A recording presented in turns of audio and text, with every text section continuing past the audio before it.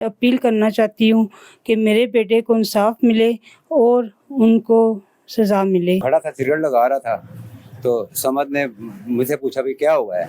मैंने कहा यार कुछ नहीं हुआ, बस ये बात खत्म करो इसके साथ। वो उसके साथ फिर कुड़कुड़ करने लग गया। फिर इसको मैंने मना किया, मैंने कहा बैठ जा। फिर वो चला गया उधर, ठीक है। फिर उधर से जाकर उसने इसको गाली दी है। फिर ये वापस उसके पास गया है, फिर इनकी आपस में वो लड़ाई हुई। बात सिर्फ इतनी की सीधे कि 10 रुपए की खातिर बहस में वैसे हो रहा था कि उसने कहा कि 10 रुपए मैं दे देता हूँ, 7 घर हैं, गालियाँ ना दो। तो ये सारा चक्कर हुआ है। किसी बड़े ब्यूरोक्रेट्स या किसी बड़े अहदेदार या किसी बड़े श्वेतपोश का ये बेटा भाई कत्ल होता तो इतने दिन गुजर जाने के बाद आया आपका रवैया या इंतज़ामिया का रवैया यही होता? इसका कसूर ये है कि ये एक यतीम का बेटा है।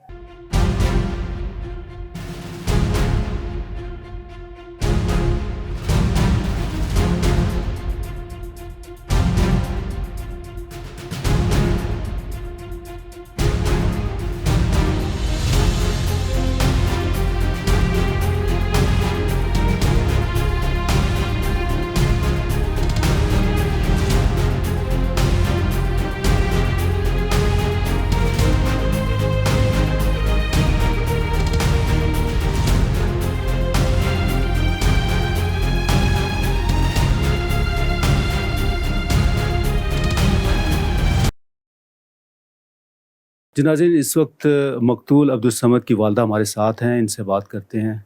जी अस्सलाम वालेकुम जी। बड़ा अफसोस हुआ जी, सबसे पहले अल्लाह पाक आप लोगों को सब्र दे।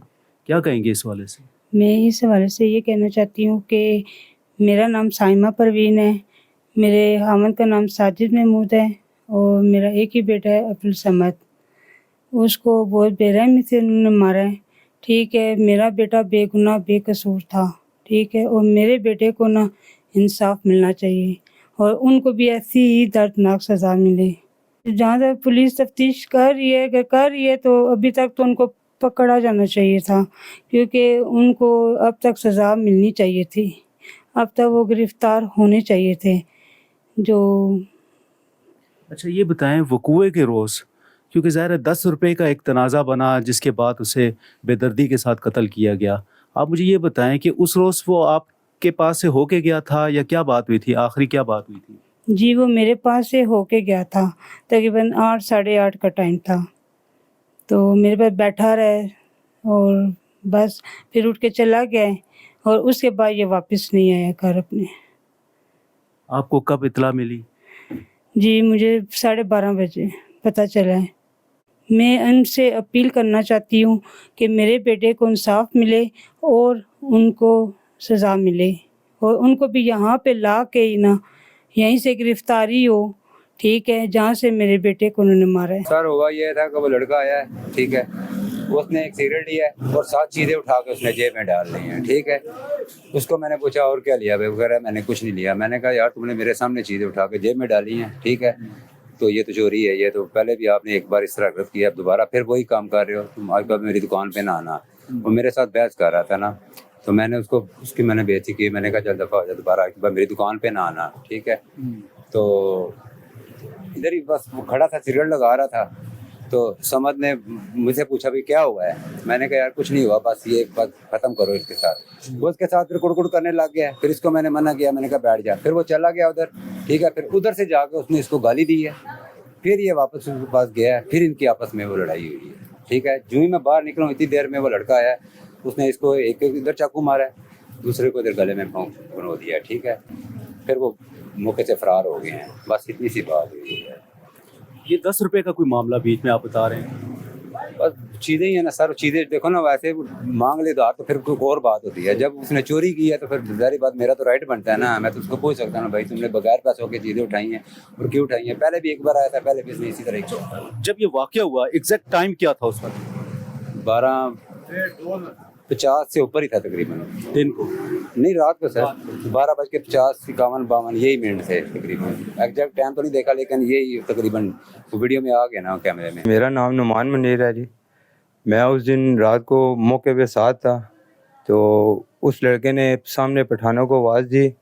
पठान आए भागते हुए, उन्होंने पहला वार मुझ पे किया, तो दूसरा वार अब्दुल समद मेरे कज़न पे किया।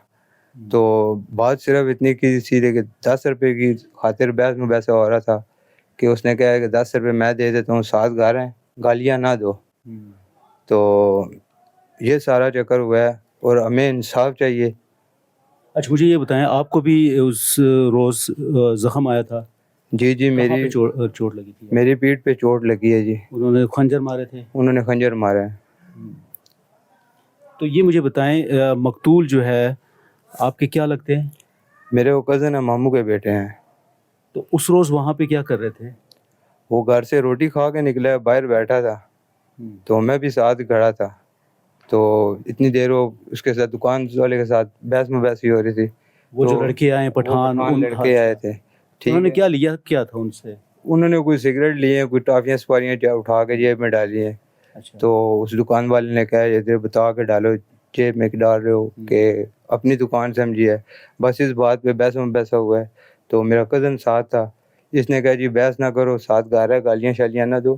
تو اس وجہ سے بس حادثہ ہوا ہے یہ. میں مقتول عبدالصمد کا کزن ہوں، اور یہ جو ہمارے اوپر پہاڑ ٹوٹا ہے اس کی وجہ صرف 10 روپے کا بحث مباحثہ جو پان شاپ پہ ہو رہا تھا، جس کی وجہ سے جو یہ لڑکے تھے جو قاتل ہیں تینوں، یہ اونچی آواز میں گالم گلوچ کرتے، جس کی وجہ سے عبدالصمد نے ان کو روکا کہ ساتھ گھر ہے تو آپ گالم گلوچ نہ کریں، اور اسی رفتار کے ساتھ وہ اس پہ لپٹے اور یہ ظلم انہوں نے ہمارے ساتھ کیا، اور چھری کا وار اس کے گلے پہ کیا، جو اس کو موقع پر اس کا سانس رکا، اور چند دن وہ اپنے زندگی کے ساتھ لڑتے لڑتے موت تک جا پہنچا. میرا یہاں پہ ایک سوال ہے، چونکہ ہمارا تعلق بھی موجودہ گورنمنٹ کے ساتھ ہے، لیکن یہ اتنا ناحق قتل ہوا ہے تو میں اپنی گورنمنٹ سے یہ پوچھتا ہوں کہ آیا کسی بڑے بیوروکریٹس یا کسی بڑے عہدیدار یا کسی بڑے سفید پوش کا یہ بیٹا بھائی قتل ہوتا تو اتنے دن گزر جانے کے بعد آیا آپ کا رویہ یا انتظامیہ کا رویہ یہی ہوتا؟ اس کا قصور یہ ہے کہ یہ ایک یتیم کا بیٹا ہے اور ابھی یہ بے سہارا ہے، اس کی والدہ بے سر و سامان ہو چکی ہے، جس کی وجہ سے انتظامیہ اپنے لیت و لال میں لگی ہوئی ہے، اور ابھی تک کسی قسم کا کوئی ریٹ مدعی کو یا ہمیں کسی قسم کا اپڈیٹ انتظامیہ نے نہیں کیا. ایون کہ جب بھی کال کرنی پڑتی ہے تو مدعی یا ہمارے سے جو لوگ ہمارے جو مین منتخب کرتے ہیں وہی کرتے ہیں. انتظامیہ کی طرف سے کوئی کوآپریٹ یا کوئی اپڈیٹس ہمیں نہیں آ رہی. ایون کہ جو پہلے 324 بنا اور 12 مٹر بنا اور وہ 302 میں کنورٹ ہوا، اس کے بارے میں بھی ایک عام آدمی کو بریفنگ دینا انتظامیہ کا اولین فرض ہے، کیونکہ ایک عام آدمی کو کیا پتہ 324 کیا ہوتا ہے، 302 کیا ہوتا ہے، اور اس کو کیسے ٹائٹل کرنا ہے، کیا چیزیں آپ کو ضرورت ہیں، کیا چیزیں انتظامیہ کو آپ نے پرووائڈ کرنی ہے. انتظامیہ بالکل آنکھیں بند کر کے بیٹھی ہوئی ہے، اور میں یقین سے کہتا ہوں کہ خدا نہ خواستہ کسی اچھے اثر سوگ والے بندے کے ساتھ ہوتا تو پھر یہ آج کی جو ابھی تک کارروائی ہے اس سے بالکل اوپر کی کارروائی ہو چکی ہوتی اور کچھ نہ کچھ عمل آیا ہوتا. نہ ابھی تک انتظامیہ کی طرف سے کسی قسم کے ان کے کوئی رشتہ داروں کو یا جو ان کا جو اپنا طریقہ کار ہوتا ہے آفیشیل انڈر گراؤنڈ، اس کا بھی کوئی کسی قسم کا نہ انہوں نے ہمیں بتایا ہے اور نہ ہمیں کوئی اثرات نظر آ رہے ہیں.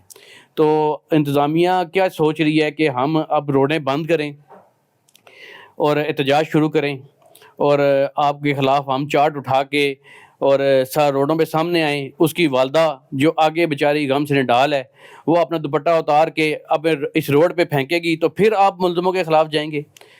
یہ سراسر انتظامیہ کی نااہلی ہے.